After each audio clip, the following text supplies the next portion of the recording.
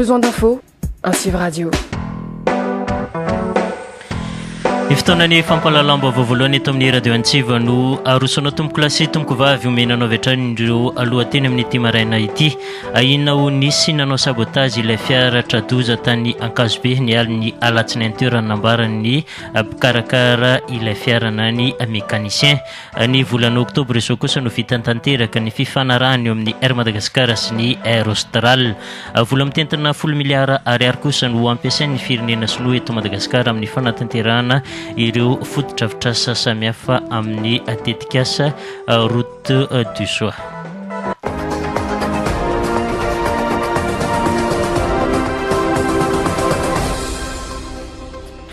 Alarbi faharoa ny volana aogositra taona 17 manatitra ny araba tomboko lasy tomboko vavy ary manasantsika ampanajanana anaraka ny vaovao hatramin'ny farany namanata ira milinjatovy no mikirakira ny lafiny teknika ajatina randriamisaina no manolotra ny vaovao ny atoy ny loza mpifamoivozana izay nitranga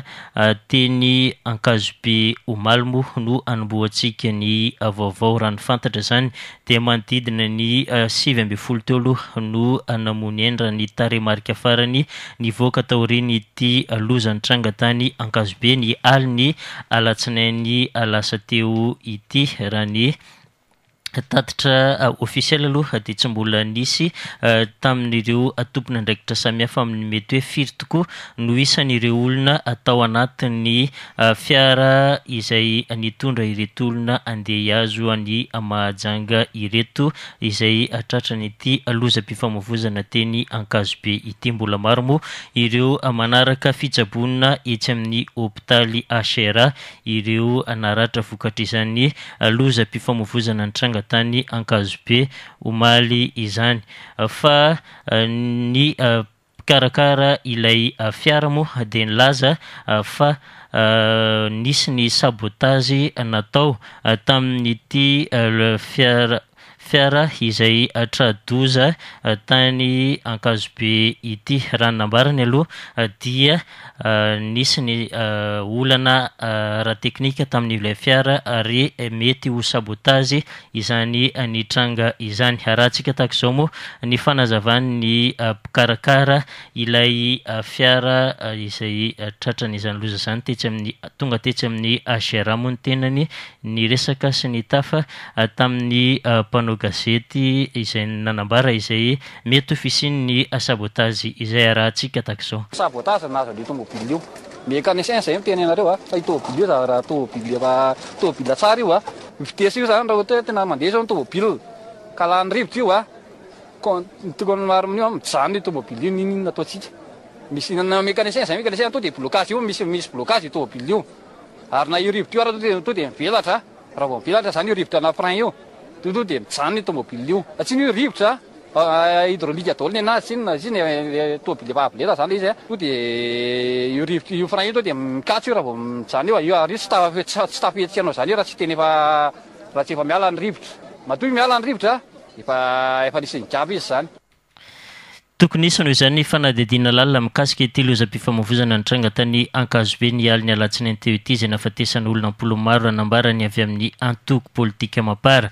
Inona mantsy araky ny nambarany ilay mécanicien teo no mety ofisiny izay sabotage izay tokoa ka niteraka ity loza ity satria ny tompon'ny fiara mihitsy no nitondra izany fiara izany ary tao anatin'ity fiara ity avokoa ny vady amanjanany sy ny ankohonany. Toy izao ny fanazavana Andriamatoa Pierre Oldera sy Andriamatoa Augustin Andreo mananoro avy amin'ny antoko mapara izay tonga ihany koa tetsy amin'ny hôpitaly HRA nitondra fanampiana ho an'ireo fianakaviana ny arambona. Manamafy ny fankahirezana ny malagasy rehetra satria tsika menakavy ny tokony malagasy rehetra mihitsy no miara ory amin'izao zavatra mitrango zao ary tokony andinika lalina hoe inona ny antony tena mahatonga an'izao zavatra miseho zao marina, inona ny tena tokony vahaolana natao amin'ny zavatra ohatran'izao satria misy ny antony direct mety cause direct iny fa mety ndray cause profonde na cause indirect izay avy any amin'ny zavatra maro dia maro amin'seho zany rehetrarehetra tokony tonga saina sy ahodinetsika rehetrarehetra amin'izao zavatra mitranga misesisesy maro loatra eto amin'ny firenena izao zay zany no tena tonga avanay eto raha fanazavana nlazain'lay mécanicienne moa le tony malala tsara an'le fiara dia hoe fahitany dia hoe nisy nanao sabotage le fiara zany ary namoizana maro sy ratra vona lehibe za mieritreritra fa tsy tokony hipetrapetraka fotsiny amin'izao fa tokony isy ny famitorana lalina ary tsy maintsy tokony fantatra hoe izy ny tena tompona ndraikitra ny vision zavatra zao tomobile zay ara-dalàna tsara fantatry ny olona zay mitondra anazy tompony ny fiara no mitondra anazy ary olona mpanao asa soa manome ny fitaovana ny fiara eo na ho an'ny mpanao baolina na ho an'ny anna voaigny tamin'ny volana mety eo mitondra ny any mitendaka moa vanitasy moa zany dia mahafantatra tsara ny zavatra mitranga any hoe olona Andriamatoa Elias zay mpanao asa soa ny vahoakany no niarambona amin'ny ankehitriny no very fananana izy ary very izy ao amin'ny hôpitaly ao maratra ny vady amanjanany koa tao anatiny ny fiara ao mbola ao anaty anao mbola tsy fantatra moa zay farany fa mbola ao anatin'ny fitsaboana mafy izy zay moa tonga aty amin'ny hoe matapaka sinamana dia hijery sy zavatra azo atao sy zavatra fandraisana tanana sy fandraisana reka tokony atao fa tokony atao ny famitorana ary tokony hipetrapetraka fotsiny zao ty raharaha ity fa lafombaovao mahakasika ny toe-karena kosa dia ao anatin'ny fempotoana tsara ny fizotra ny fanatanterahana ny fiarahamonibonantoka eo amin'ny kompani Air Madagascar sy ny Aerostral hoy ny mpitantana ireo kompani rotota ireo malra ny resaka tamin'ny mpanao gazety ny volana oktobra izao no vita tanteraka izany hoe Andriamatoa Marie Joseph Malé folo tale general ny Aerostral izay efa manatanteraka fitsidiana eto Madagascar ary niona tamin'ny mpiasa ny kompani Air Madagascar sy ny mpikambana ao anatin'ny filankevim-pitantanana toy izao ny fanazavana hoentiny amin'ny fiteny frantsay teo amin'ny fandraisam-peon'ny Obinandriana Barjon raha tsika takizao. Et puis troisième message, c'est que Aerostral, même si on reste parfois un peu discret, on a quand même pas mal investi depuis ces derniers mois et on continue d'investir déjà au niveau, je dirais, des différents travaux qu'on est en train de mener. Alors, je vais simplement peut-être vous les rappeler parce que ça me paraît important. Je rappelle qu'en mars 2017, le gouvernement donc, de Madagascar avait effectivement désigné Aerostral comme soumissionnaire préféré. En avril, on avait déjà quelques semaines après signé un mémorandum d'entente entre le gouvernement et Aerostral où on précisait que finalement c'était nous qui étions évidemment ce soumissionnaire préféré et on démarrait à ce moment la phase de négociation exclusive pour essayer de finaliser l'accord de partenariat entre Air Madagascar et Aerostral. On a eu en avril et mai, on a poursuivi les discussions pour pouvoir finaliser les accords qui sont aujourd'hui, je peux dire, finalisés. On a mis en place un certain nombre de personnes, une personne ici durant 2 mois complètement pour faire le lien et on a effectivement engagé beaucoup de travaux qu'on appelle des travaux de due diligence, tant en matière, je dirais, financière qu'au niveau de l'informatique, au niveau commercial, que ce soit la maintenance. On a 4 ou 5 personnes qui étaient en permanence ici en juin et en juillet pour pouvoir mener effectivement à terme, une personne est d'ailleurs ici toujours parmi nous, parce qu'elle était là, pour pouvoir mener tous ces travaux et pour pouvoir affiner le plan d'action tel que véritablement on le souhaitait. Donc je dirais beaucoup d'investissements de notre part, du côté d'Aerostral, encore une fois, ces derniers temps, pour pouvoir faire progresser le plan d'action et d'être le mieux préparé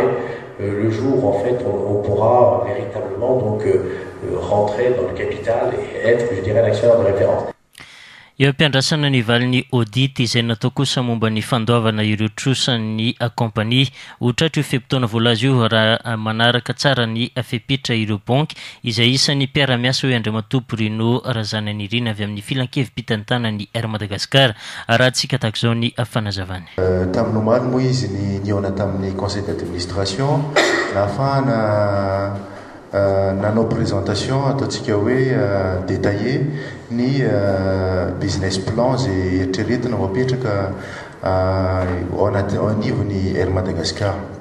Tandroany moa zany araka ny lalàna dia nentina teo amin'ny comité d'entreprise zany hoe ny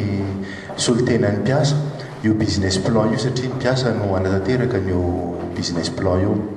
Fa raha iverenantsika kely angamba ny partenariat stratégique dia mazava ho azy fa misy lafiny maromaro ao anatin'io zavatra io.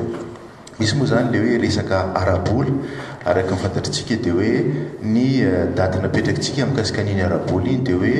amin'ny farany volana oktobra zareo tokony hitondra an'io voly io ahafahany miditra ho actionnaire na mpiara-miombonantoka ao anatin'ny Air Madagascar. Fa mialohan'izany zavatra zany dia misy ataontsika hoe lafiny maromaro ao anatin'ilay partenaire stratégique izay azo atomboka dia izao zany hoe ahafahany zareo mitondra ny traikefa entina manatsara kokoa ny gestion anatin'ny Air Madagascar. Izay zany no nydinihana teo ary mino fa afaka mandroso ao anatin'izay zavatra izay. Ny zavatra tsara marihana dia hoe misy ny daty maromaro izay efa naroso donné à titre indicatif izy ireny fa izahay dia mahita fa ao anatin'ny fotoana tsara sika amin'ny fanaovana izay partenaire stratégique izay ary tokony ho tratra raha ohatra manaraka tsara araka ny tokony ho izy ireo mpiara-miombonantoka izany hoe ireo banque sy institution izay contacteny zareo tokony ho tratra soma tsara le farany volana oktobra ahafahana manakatona le partenaire stratégique ary ahafahana mandeha araka an'izay. Tsy niresaka amin'ny mbola isy ny fampianana ny isan'ny mpiaso amin'ny Air Madagascar kosa ny mpitantana ny Air Austral ny fampiofanana no isan'ny anomariany nandritra ity valandresaka tamin'ny mpanao gazety ity arahantsika tahaka izao ny fanazavana amin'ny fiteny frantsay. Je crois que d'abord Air Madagascar a connu une réduction des effectifs importante sur les 2 ou 3 dernières années. Quand on regarde en fait la baisse des effectifs, on a dû baisser entre 2015, 2014, 2015 et 2017 maintenant facilement de près de 30%, au moins des effectifs. Donc je crois qu'il y a eu une réduction importante des effectifs. Alors une partie de cette réduction a porté sur les CDD, je le reconnais, mais il y a quand même eu globalement une réduction des effectifs. La vraie question sur Madagascar, j'y ai répondu la fois précédente, c'est pas tant sur est-ce qu'il faut un plan social, je dirais de masse ou quoi que ce soit, d'autant qu'il va y avoir encore des départs à la retraite. La question, elle est plutôt sur l'adéquation entre les besoins et le niveau de compétences. Parce que la formation a sans doute été négligée ces dernières années, faute de moyens, encore une fois, je dirais, c'est pas une critique que je formule, c'est simplement faute de moyens. La formation a été négligée nécessairement parce que, comme j'ai dit, il n'y avait pas les moyens. Et donc, il faut, dans certains cas, redévelopper la formation pour amener les compétences ou injecter parfois des compétences un peu différentes. Donc, je dirais que le problème d'Air Madagascar, ce n'est pas un plan social avec une masse salariale excessive importante qu'il faut dégraisser, mais plutôt, en fait, l'adéquation aujourd'hui dans le monde de l'aérien entre les besoins et les compétences. Afy amin'izay lafombaovao mahakasika ny toe-karena izay hatrany tombony manokana ho an'ny Madagasikara ny fandalovan'ny lalam-barotra ny firenena sinoa amin'ireo firenena afrikana na ny antsoina hoe route de la soie andalo eto Madagasikara avokoa mantsy ireo entana avy an'ny Chine makany amin'ireo firenena hafa aty Afrika. Isy noho izany ny fotodrafitrasa lehibe izay ho tanterahan'ny firenena sinoa eto Madagasikara toy ny fanatsarana ny seranatsambo sy ny lalana maro samihafa. Vola mitentana hatrany amin'ny $10 miliara no fantatra fa ho ampiasain'ny firenena sinoa anatanterahana ireo fotodrafitrasa goavana ireo. Manazava momba izay andriamatoa Narson Rafidy manana ministra misana ny tetikasan'ny filoham-pirenena. Inona ny tanjona ny zavatra nataontsika androany marafermir manatsara ny fiara-miasa miaraka amin'ny fanjakana sinoa indrindra amin'ny fametrahan'ny président Xi Jinping ni la route de la soie. Une route, une ceinture, oui, tsy vitan'ny fanamboarana eo ihany ny fametrahana zany infrastructure ny fametrahana zany lalana zany fa ihany koa hoe ahoana ny fomba fandraisan'ny ny vahoaka anankiroa zany hoe ny peuple ny sinoa sy ny peuple gasy zany. Ny association sinoa Afrique dia tonga aty miaraka amin'ireo sady jeune moa ny mpandraharaha sinoa hoe ahoana ny fomba ny fampirarahana hiara-iasa amin'ny malagasy fametrahana ny infrastructure eto amintsika. Raha jerevantsika tsara ny route de la soie dia miala avy any Chine zany izy io position antsika position stratégique be zany hoe tsy maintsy mandala amin'ny océan Indien zany le route de la soie zany hoe lalana vaovao mihitsy stratégie vaovao napetraky ny sinoa miaraka amintsika zany satria politika tsy maintsy andalovany stratégiquement anamboatra ny infrastructure aty amintsika na ny port zany na ny lalana zany na ohatran'izany tsy teny chiffre aminareo fa misy budget tamin'ny fivorianana ny taona hitan'ny farany niaraka tamin'ny 10 milliards de dollars zay ny budget natokany sinoa amin'ny route de la soie io. Omalmo no tanterahana ny fifanaraha-piaramiasa teo amin'ny Madagasikara sy Sinoa mikasika izay tetikasa izay fa mbola voakasika amin'ny tsy fanajanana zon'olombelona indrindra amin'ny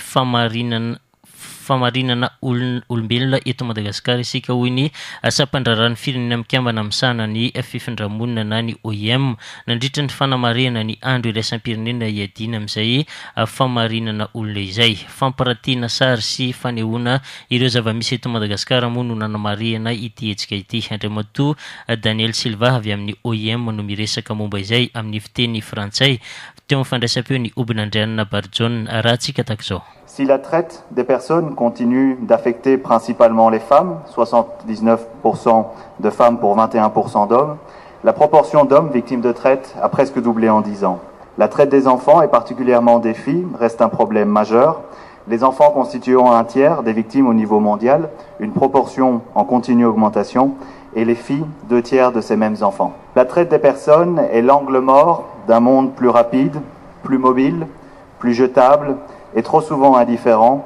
dans lequel les personnes sont échangées et vendues comme des biens, dans un effort de rentabilité macabre par des trafiquants sans scrupules. Madagascar n'échappe pas à cette triste réalité, et Madagascar est un pays d'origine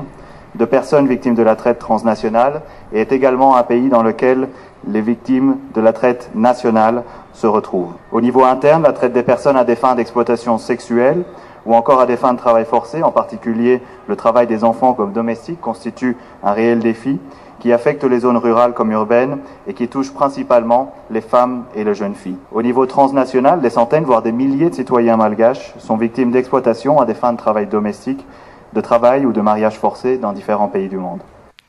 Ny haiko moa ny ministry ny asa fa ny fanondranana piasa dia mbola misy hatramin'izao na dia mbola tsy hita mazava zany fepetra dia ny lalàna ihany no nambaran'ny ministra Andriamatoa Marontso Ndede fa vahaolana amin'izany miandry ny fampahafantarana ataon'ny rehetra kosa nefa ny ministera momba ny ratsy fanajana ny zon'olombelona arahantsika tahaka izao ny fanazavany. Alefa le olona araka lazaiko anareo moa reny hoe tsy azo atao ny mandefa mbola averimbery koa raha ny lalàna eto amintsika eto ny mandefa olona amin'ireny tany izay tsy manaja ny zon'olombelona reny. Hatramin'ny taona 2013 nisinany zany zavatra nefa amin'izao tsy mitsahatra ireo tsy mataotody mandefa olona any ivelany atao miasa an-trano nefa rehefa avy any dia mihiboka anaty trano tsy mahazo mivoaka voakasy tanana voaompaompa sy ny karazana ny karabany tsy fantatra koa tsy mifanaraka amin'ny tokony ho izy tahaka zay le izy ary ny sasany moa araka lazaina teo dia resaka hoe amin'ny exploitation sexuelle moa zany tsy fantatra zay fanazavana azy zaza madinika tsy ampitaona no alefa any ivelany anao zany zavatra maloto matsiravina zany tsika nasoto avy na malagasy tsy manaiky an'izany zavatra ka zany no adeny gouvernement malagasy satria zavatra tsy tokony hisy eto amintsika zany misy dia misy ary marina ny teninao teo BDB zaza tsy ampitaona ampiasana anaty trano reny karamanina farany ambany mbola traite des personnes koa reny ary hoy zay teo efa nangataka moa za tany amin'ny conseil de gouvernement hoe azo qualité na police judiciaire ny inspecteur de travail mba ahafahany mitsofoka anaty trano anaty tranon'olona zay any fa mbola ho andalana miady amin'izany zay fa za dia manao antsoava amin'ireo tsara sitrapo rehetra raha mahita anareo re dia milaza fa ho tonga zahay. Fa ny orinasa kosa no mitady avy hatrany ireo mpianatra mahavita fikarohana avy amin'ireo toeram-pampianarana ambony ho an'ny ao amin'ny sekoly ambony ESPM dia ny 700,000 mpianatra navita fikarohana dia amperinasa avy hatrany arantsy ampafantarina etsy Anosy Manomboka Omalmo ny voka-pikarohana nataon'ireo mpianatra ireo. Ramatoa Razafindraety Eme tompona andraikitra eo anivon'ny sekoly ESPM no mitondra fanazavana momba izay arahantsika tahaka izao. Raha ny voka-pikarohana misy angatana eto zany dia maro dia maro tokoa ohatra ny famokarana logiciel na ataontsika hoe jeu vidéo zay anisan'ny fidiram-bola be amin'izao a tsy vitany hoe kilalao io fa anisan'ny asa dia feno ao a ary misy ny orinasa efa te fandray amin'ny SPM zany a amin'ny fomba entina manaparitaka na mivarotra ireo asa zay vita fa ho hitantsika tsy ho ela any amin'ny sehatry ny asa zany. Misy koa ny fikarohana ohatra eny amin'ny sehatry ny tsena sy ny asa. Hitantsika koa ohatra ny fanamboarana charbon avy amin'ny alalan'ny apombo zay azo aparitaka any ambanivohitra mihitsy satria tsy manahirana ny fanamboarana nefa ny fananaovana fanandramana zay hita any amin'ny porte ouverte ny SPM tamin'ny fotoan'andro moa dia nahita fa mitsitsy be ary tsy mamoaka setroka firy amin'ny fahitaontsika hoe afona pombo malagasy dia mateza be dia izay zany no trandrahana. Ny voka-pikarohana moa zany dia hitantsika teo hoe efa misy ny orinasa zay ividy zany ny asa sasany zay hitantsika tsy ho ela eny an-tsena amin'ireo logiciel zay efa misy ireo ny manarak'izay koa dia ny mpianatra zay efa mivoaka vita ny cursusny dia manokatra orinasa majinika ahafahany mitrandraka ilay voka-pikarohana. Eo koa moa zany ny orinasa zay maka mpianatra amin'ny traikefa iny dia efa ahodin'ny orinasany amin'ny sehatra iasan'ny orinasa dia misy koa zany ireo vokatra ohatrany any ambanivohitra dia efa misy ny ankizy manao vulgarisation any amin'ny ambanivohitra zay misy azy ireny ny voka-pikarohana. Izay koa ny tsika mamarina ny vaovao tamin'ity maraina ity atsevina aminao vetivety ary ireo lohateny nandritra izany. Ahina ho nisy nanao sabotazy ireo ilay fiara tradoza tany Ankazobe ny aliny alatsinainy teo raha ny nambara ny mpikarakara ilay fiara na ny mécanicien. Ny volana oktobra izao kosa no vita tanteraka ny fifanarahana eo amin'ny Air Madagascar sy ny kompania Air Austral. Vola mitentana $10 miliara kosa no ampiasain'ny firenena sinoeto Madagasikara amin'ny fanatanterahana ireo foto-dravitra sasamihafa amin'ilay tetikasa route de la soie izay ho tanterahany ity firenena ity. Ankasitrany ianao tomboko lasy tomboko vavy nanaraka hatramin'ny farany vaovao teto amin'ny radio Antsiva. Isaona ihany koa ny namana teknisiana Tahira Milinjatovy ny kirakira ny lafiny teknika amin'ny valora mbola ho avy eto ny namana mpanao gazety hitatitra ny akondreo gazety izay nivoaka tamin'ity androany ity. Ny tena kosa mametraka ny mandra-piona mandrapitafa tomboko lasy tomboko vavy.